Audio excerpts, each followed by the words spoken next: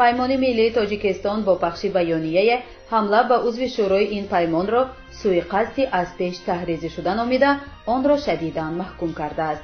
паймони миллии Тоҷикистон аз мақомоти Литва хостааст тамоми ҷанбаҳои ин қазияро мушикофона баррасӣ карда, ҳақиқати ҳолро равшан намояд ва нагузоранд, ки ҷинояткорон беҷазо монанд.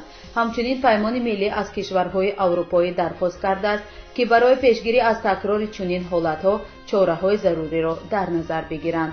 матни байёнияи паймони миллии Тоҷикистон чунин аст: паймони миллии Тоҷикистон ҳамла ба Илҳомҷон Ёқубов, узви ин эътилоф ва раиси Ассотсиатсияи муҳоҷирони Осиёи Марказиро, ки субҳи 16 марти 2020 дар шаҳри Каунаси кишвари Литва ба вуқӯъ пайваст, шадидан маҳкум намуда, онро як сӯиқасди аз пеш таҳризӣ шуда медонад. пештар аз ин бархе гурӯҳҳои мухолифин дар бораи эҳтимоли ҳамла ва фаъолияти сиёсӣ ва хабарнигорон ҳушдор дода буданд, ки ин қазия собит мекунад нигаронии онҳо беҷо набудааст.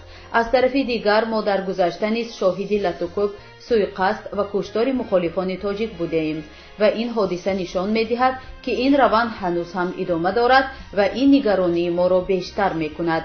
бинобар ин аз мақомоти кишвари Литва тақозо дорем, ки тамоми ҷанбаҳои ин қазияро мушикофона баррасӣ карда, ҳақиқати онро равшан намояд ва нагузоранд, ки ҷинояткорон беҷазо монанд. ҳамчунин аз кишварҳои аврупоӣ дархост мекунем, ки барои пешгирӣ аз такрори чунин ҳолатҳо чораҳои заруриро дар назар бигиранд. паймони миллии Тоҷикистон.